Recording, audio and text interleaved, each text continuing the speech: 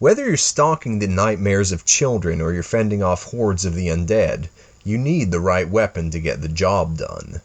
In this video, we're going to take a look back at some of the most creative, most efficient, and just generally awe-inspiring weapons to ever make it into horror films.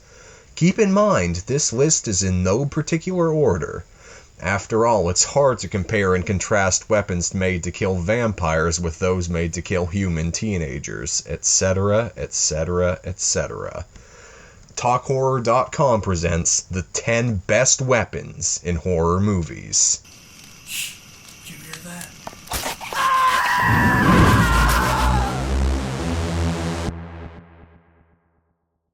Quad Barrel, from the Phantasm series. The original Phantasm you may remember as a small studio's exercise in slow burn techniques, working the audience's nerves by refusing to show too much in the way of coherent clues in any step-by-step fashion.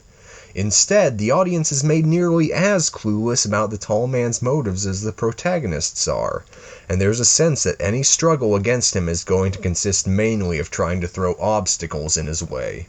The sequel, however, went to a certain big studio, and in the spirit of sequels such as Aliens, they wanted the second one to dial up the action and tone down the weirdness.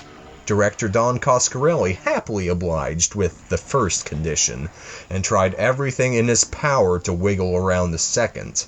After all, if you've got to fight malicious dwarves, alien limbs, all manners of zombies, and silver spheres, you've just got to use an arsenal that's just as surreal. Homemade flamethrowers, acidic embalming fluid, and the focus of this entry, 2 double-barrel shotguns welded to one another for maximum stopping power. This thing was nicknamed the dwarf-cutter, and does its job of cutting the tall man's surprisingly formidable slaves into an even more manageable size. Throughout the 4 Phantasm sequels, it becomes Reggie's weapon of choice, after he spends most of the original film as hapless and mostly helpless comic relief. The quad barrel has been the end of countless reanimated threats and helped elevate Reggie to being the face of the series. Not to mention, standing alone is a real emblem of taking the fight to the ghouls level. The Post Puncher, from Jeepers Creepers 2. The Creeper is certainly one of the most formidable movie monsters we've seen in quite a while. With every victim he takes, he becomes stronger. So what can be done to combat a seemingly unstoppable killer like this? After all, no one's even come close to giving this creature a challenge.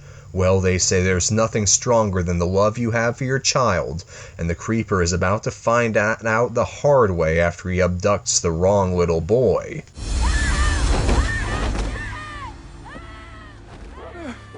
Jack Taggart and his other son get to work on a contraption they believe they can use to subdue the creature, a modified post puncher that can shoot a harpoon, which will hook the creeper and reel him in like a fish. Once they've got him, what they're going to do with him they don't know. But the sequel will go direct to video.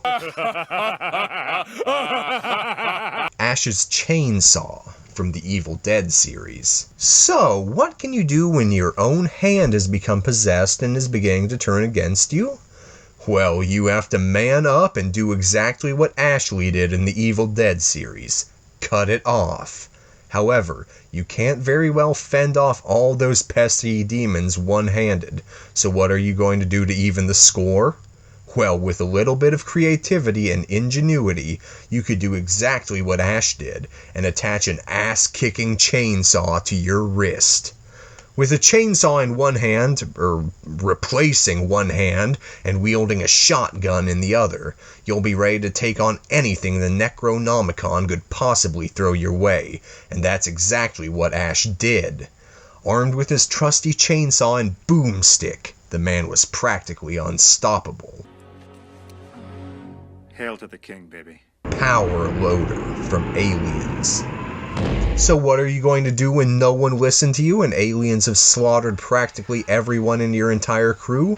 But there's still a little girl that has lost everything and she's counting on you? Do you take the opportunity to abandon her and make your escape? Hell no! You step up to the plate and kick some alien ass, which is exactly what Ripley did near the end of Aliens. resulting in one of the most badass lines ever spoken in a horror film. Get away from her, you bitch! Earlier in the film, Ripley proved to the Colonel that she wasn't a slouch when it came to using the power loader, and the alien queen had to find this out the hard way. When the odds were against Ripley, she showed up in the power loader, ready to do whatever it takes to save Newt. Oh, God. Chainsaw from Leatherface, the Texas Chainsaw Massacre 3. What can you get for someone like Leatherface as a gift? The dude had to be crazy hard to go Christmas shopping for. Apart from hanging people on meat hooks and cutting them up for some award-winning chili, the guy doesn't have many hobbies. Still, Leather needed himself a new toy in the Texas Chainsaw Massacre 3, and he got one of the most badass weapons we've ever seen in a horror film. Let's face it, the chainsaw market has some pretty slim pickings. Still, Tink decided to surprise Leatherface with a new toy that was personalized with their family motto. The saw is family. But the saw is family. It's family. This bad boy wasn't only an absolutely monstrous chainsaw, but it had a personalized engraving on the side. This is without a doubt a buzzsaw that would make lumberjacks across the world drool at the mere sight of it. We can only imagine how appreciative Leather was for his new toy, even though minutes later he'd go on to shove his gift bearer's hand in an active oven.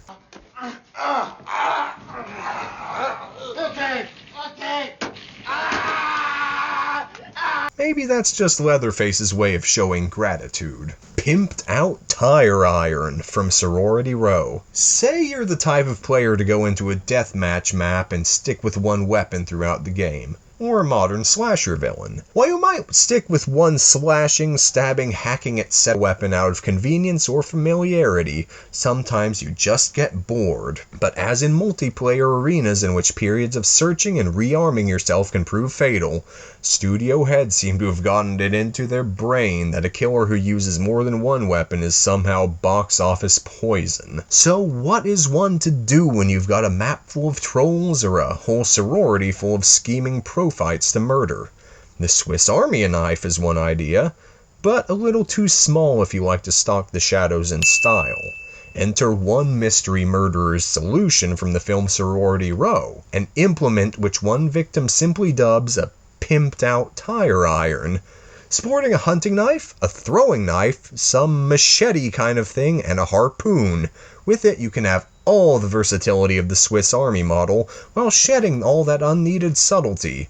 Also, it's got a rope attached, so you can also yank people back to you like Scorpion from the Mortal Kombat games. Get over here! Let's go ahead and add Sorority Rose Killer to the roster for Terrordrome 2, please. Sphere from Phantasm. Who would ever think that a simple sphere could become such a memorable weapon in horror films? Well, with a few alterations, that's exactly what the flying spheres from the Phantasm series have become. We first saw them in action in the original film when they functioned as some sort of flying embalming tool, equipped with blades that could pierce into a victim, allowing them to become attached to the unfortunate soul's forehead, at which point a drill would emerge to burrow into the victim and pump out all their blood. Upon seeing this, one brilliant film reviewer dubbed it the first digital age vampire. But it was just the beginning for these go-to weapons of the tall man. In later films we would see flying spheres with the ability to produce saws of a multitude of radii, fire a plasma beam at glaring temperatures, and in the last entry of the series, an uber sphere equipped with a laser capable of melting steel beams like butter.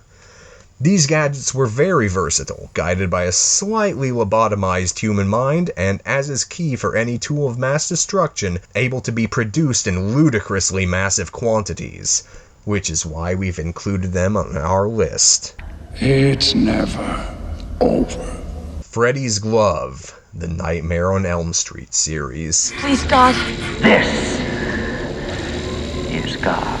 Who would have guessed that the ultimate tool of unconscious carnage would be cooked up in the boiler room of a man who intended it for mangling children? Yet as Freddy Krueger found his death via mob justice, his finalized Krueger Cougar claws survived and crossed over with him to become the most formidable weapon of the most prolific murderer in the dream world. Just as much a part of the dream world Freddy as his hand, the claws were able to fly on their own, morph into other quintuple-bladed instruments of death, awaken a victim's fears, and more. The only limit is the limit of Freddy's imagination, and Freddy is what we'd call a highly imaginative individual. Sorry, kid. I don't believe in fairy tales. Guitar Drill: The Slumber Party Massacre 2. Over time, the music genre has been blessed with some great guitarists.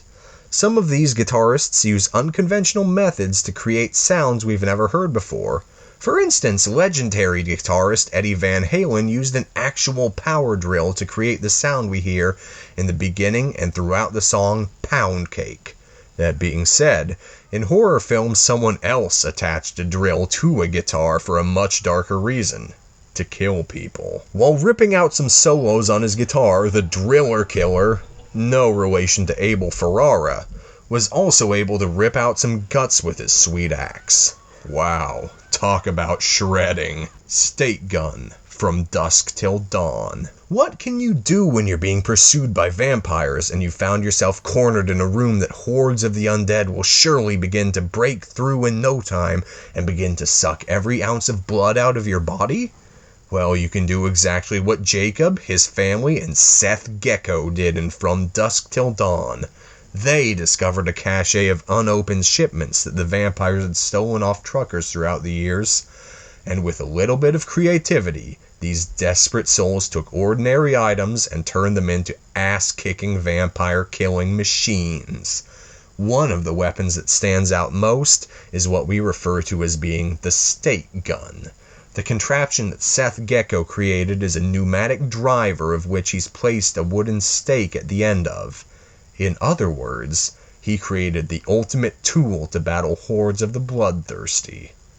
Until it ran out of gas. We might be in trouble.